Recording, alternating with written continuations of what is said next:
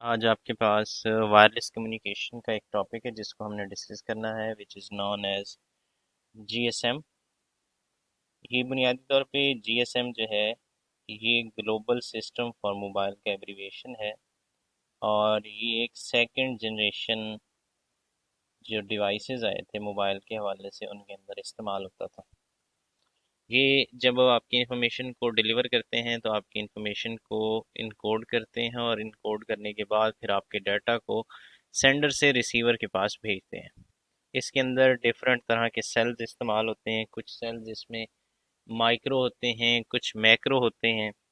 अब इन दोनों में क्या फ़र्क है? अगर आप एक बड़े सेल सेल को छोटे छोटे हिस्सों में डिवाइड करते हैं तो that small unit of cell is known as micro cell, और अगर उन स्मॉल यूनिट्स को आपस में कंबाइन करके एक बड़ा सेल बनाते हैं तो that cell is known as macro cell. अगर आप जीएसएम की बात करें तो 1982 के अंदर एक ग्रुप बनाया गया था जिसको कहते थे ग्रुप स्पेशल मोबाइल, जिसको जीएसएम कहा जाता था, जिसका नाम बाद में चेंज कर लिया गया या जिसका एब्रीविएशन बाद में चेंज कर लिया गया और उसको बाद में नाम दे दिया गया ग्लोबल सिस्टम फॉर मोबाइल। अच्छा, ये जब हम नेटवर्क्स की बात करते हैं या मोबाइल फोन्स की बात करते हैं तो उसमें टेक्नोलॉजी का भी बड़ा अमल दखल है। जैसे जैसे मोबाइल डिवाइसेस में बेहतरी आती गई वैसे वैसे टेक्नोलॉजी भी तब्दील होती गई। सबसे पहले जो टेक्नोलॉजी इस्तेमाल होती थी उसको कहते हैं 1G या फर्स्ट जनरेशन, फिर उसके बाद सेकंड जनरेशन, फिर थर्ड जनरेशन, फिर फोर्थ जनरेशन, और आजकल जिस जनरेशन के अंदर हम मूव कर रहे हैं that is known as fifth generation. तो बुनियादी तौर पे जीएसएम जो है ये सेकंड जनरेशन की टेक्नोलॉजी है जिसके अंदर आप कम्युनिकेशन परफॉर्म करते हैं या कॉल्स कर सकते हैं, मैसेजेस को डिलीवर कर सकते हैं। लेकिन ये एक ऐसी टेक्नोलॉजी है कि इसके अंदर सिर्फ कॉल्स और मैसेजेस हो सकते हैं, या आपने कोई वॉइस मेल भेजनी है, वॉइस रिकॉर्ड भेजना है तो भेज सकते हैं। इसके अलावा आप वीडियो के हवाले से कोई भी फैसिलिटी यहाँ पे नहीं रखते हैं, और ना ही आप यहाँ पे वीडियो के हवाले से कोई डाटा शेयर कर सकते हैं, क्योंकि ये टेक्नोलॉजी कॉल, मैसेजेस और वॉइस मेल को तो सपोर्ट करती है लेकिन वीडियो कॉन्फ्रेंसिंग को या वीडियो शेयरिंग को किसी भी हद तक सपोर्ट नहीं करती है। तो ये एक आप कह लें कि जीएसएम जब एवेलुएट हुआ था तो उस वक्त टेक्नोलॉजी अभी एडवांसमेंट की तरफ जा रही थी, कंप्लीटली तौर पे डेवलप नहीं हुई थी। इस वजह से फिलहाल चंद एक फीचर्स इसके अंदर हैं। जैसे जैसे आपकी टेक्नोलॉजी बढ़ेगी उसकी फैसिलिटीज, उसकी सर्विसेज भी साथ साथ बढ़ती जाएंगी। नेक्स्ट है आपके पास जीएसएम आर्किटेक्चर। तो जीएसएम आर्किटेक्चर में बुनियादी तौर पे तीन मेजर पोर्शंस हैं, जिसमें सबसे पहला पोर्शन मोबाइल स्टेशन का है, दूसरा पोर्शन बेस स्टेशन का है, और तीसरा पोर्शन नेटवर्क सिस्टम का है या नेटवर्क स्टेशन का है। अगर आप मोबाइल स्टेशन की बात करें तो उसमें तो दो चीज़ें आती हैं जो कि सिंपली आप लोग जानते हैं। उसमें एक चीज़ मोबाइल इक्विपमेंट होती है और दूसरा आपके पास सिम होती है। मोबाइल इक्विपमेंट क्या होता है? मोबाइल इक्विपमेंट जो हार्डवेयर कंपोनेंट्स होते हैं, हार्डवेयर पार्ट्स होते हैं, जैसे कि बैटरी हो गई, बटन्स हो गए, स्क्रीन हो गई, उसके बाद पोर्ट्स हो गई जहाँ पे आप सिम वगैरह डालते हैं। तो जितने भी हार्डवेयर कंपोनेंट्स हैं वो सारे के सारे आपके पास मोबाइल इक्विपमेंट कहलाते हैं। अच्छा, मोबाइल इक्विपमेंट की आइडेंटिफिकेशन के लिए एक नंबर इस्तेमाल होता है जिसको IMEI नंबर कहते हैं, जिससे पता चलता है कि आपका मोबाइल कहाँ पे ऑपरेट हो रहा है। अक्सर औकात आप लोग देखते हैं कि मोबाइल्स चोरी हो जाते हैं तो लोग IMEI नंबर जाके देते हैं और उसके ज़रिए अपने मोबाइल को लॉक कर देते हैं या बंद कर देते हैं। तो ये बुनियादी तौर पे आपका आपके मोबाइल का आइडेंटिफिकेशन नंबर है जिससे आइडेंटिफाई होता है कि आपका मोबाइल कहाँ पे ऑपरेट हो रहा है। दूसरी चीज़ जिसको आप सिम कहते हैं, SIM is basically user subscriber identity module होता है, जिससे आपको पता चलता है कि आप किस नेटवर्क के ऊपर ऑपरेट कर रहे हैं। जैसे कि अगर आपके पास जैज़ की सिम है तो आप जैज़ के ऑपरेटर्स हैं या जैज़ जैज़ आपको सर्विसेज प्रोवाइड कर रहा है। सेम इसी तरीके से अगर आप टेलीनॉर की सिम का इस्तेमाल कर रहे हैं तो टेलीनॉर आपको सर्विसेज प्रोवाइड कर रहा है। और इसके अंदर एक स्पेसिफिक मेमोरी होती है। स्टार्ट में जब आपके पास सिम आई थी तो सिम के अंदर कैपेसिटी थी 256 नंबर्स को, कॉन्टेक्ट्स को स्टोर करने की। और जैसे जैसे स्मार्टफोन्स आते जा रहे हैं तो हम सिम की बजाय अब जीमेल का इस्तेमाल करते हैं या मोबाइल की अपनी एक स्पेस है, उसका इस्तेमाल करके हम अपने डाटा को या अपने मैसेजेस को या अपने कॉन्टेक्ट्स को स्टोर करते थे। शुरू शुरू में ये मेमोरी कम होती थी, आप लोग अक्सर देखते थे कि जब मैसेजेस की तादाद ज़्यादा हो जाती थी तो आपके पास स्क्रीन के ऊपर नज़र आता था कि आप पहले मैसेजेस को डिलीट करें और फिर नए मैसेजेस आप उनको देख सकते हैं। कैपेसिटी भी आपके पास कम थी जिसका ज़्यादा इस्तेमाल आप लोग नहीं कर सकते थे। दूसरा पोर्शन है आपके पास बेस स्टेशन का। तो बेस स्टेशन के अंदर दो चीज़ें हैं, एक आपके पास बीटीएस है जिसको बेस ट्रांसीवर स्टेशन कहते हैं, और दूसरा आपके पास बीएससी है जिसको आप बेस स्टेशन कंट्रोलर कहते हैं। इनको हम डिस्कस करते हैं। बीटीएस क्या है? बीटीएस बुनियादी तौर पे एक इंटरमीडिएट डिवाइस है जो आपके मोबाइल फ़ोन और बेस स्टेशन के दरमियान इस्तेमाल होता है। अच्छा, ट्रांसीवर एक ऐसे डिवाइस को कहते हैं जो एक वक्त में आपके डाटा को सेंड भी कर रहा है और आपके डाटा को रिसीव भी कर रहा है। मतलब मोबाइल से अगर आपने कोई डाटा बेस स्टेशन भेजना है या बेस स्टेशन से कोई डाटा आपने मोबाइल के पास लेके आना है तो उसके लिए बेस ट्रांसीवर स्टेशन इस्तेमाल होता है। ये आपके डाटा को इनक्रिप्ट भी करता है, मल्टीप्लेक्स भी करता है और मॉडुलेट भी करता है। इनक्रिप्शन मैंने आपको पहले बताई हुई है कि अगर आप डाटा के फॉर्मेट को चेंज करते हैं ताकि उसकी सिक्योरिटी बेहतर हो सके तो उसको इनक्रिप्शन कहते हैं। मल्टीप्लेक्स होता है कि मल्टीपल इनपुट्स आ रही हैं, उनको आपने सिंगल फॉर्म में लेके जाना है और फिर जब रिसीवर साइड पे जाना है तो वही सिंगल फॉर्म फिर मल्टीपल फॉर्म्स में कन्वर्ट हो जाएगी। तो ये डिफरेंट ऑपरेशन परफॉर्म करने के लिए आपके पास बीटीएस का इस्तेमाल किया जाता है। नेक्स्ट है आपके पास base station controller.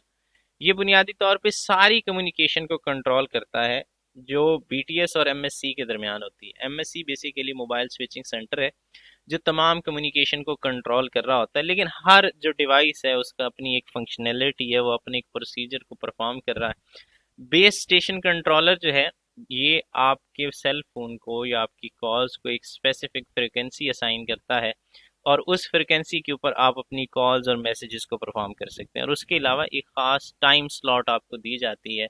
Time slot means जैसे आप लोग कॉल करते हैं तो आपकी कॉल कभी कभी 1 मिनट की हो जाती है, कभी कभी 10 मिनट की हो जाती है। तो ये वो जो स्पेसिफिक टाइम जिसके अंदर आप अपने डाटा को शेयर कर रहे हैं वो that is basically known as the time slot. उसके अलावा आपकी कॉल को क्रिएट करना, मेंटेन करना और टर्मिनेट करना ये भी काम आपके पास सब सिस्टम, या आप अगर बेस स्टेशन की बात करें तो उस तक बेस स्टेशन कंट्रोलर का काम है।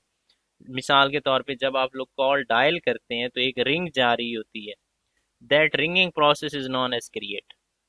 जब नेक्स्ट पर्सन ने आपकी कॉल को पिक कर लिया है, पिक करने के बाद आपको रिस्पॉन्ड किया है, that process is known as maintain. जब तक डाटा शेयर हो रहा है that process is known as maintain.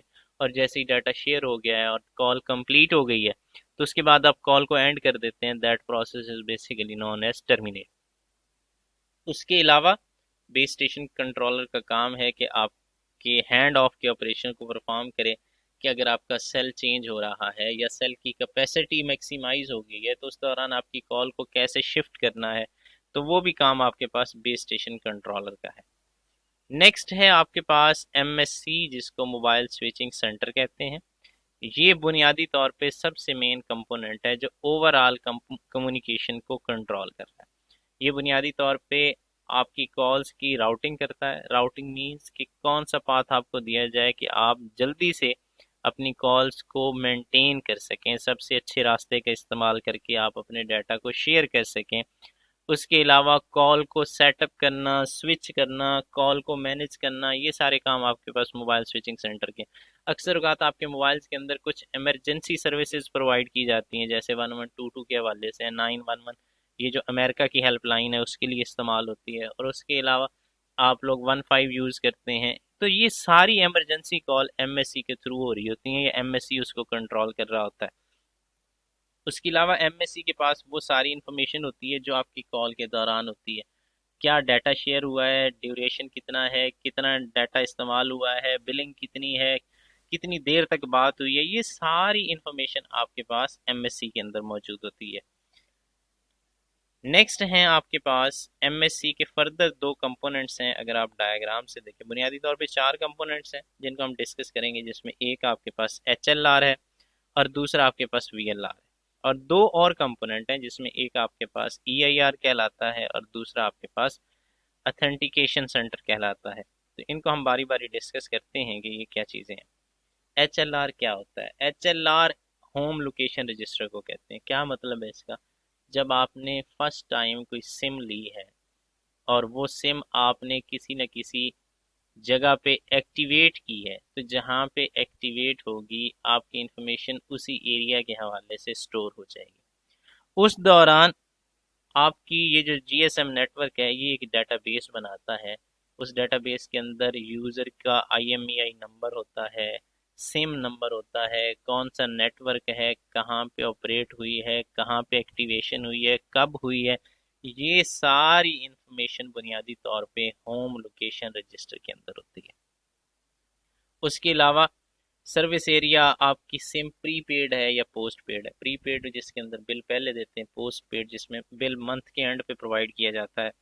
उसके अलावा कौन सी फ्रिक्वेंसी आपको अलॉट की गई, ये सारी इन्फॉर्मेशन होम लोकेशन रजिस्टर के अंदर होती है, जहाँ पे आपने सिम को फर्स्ट टाइम एक्टिवेट किया है।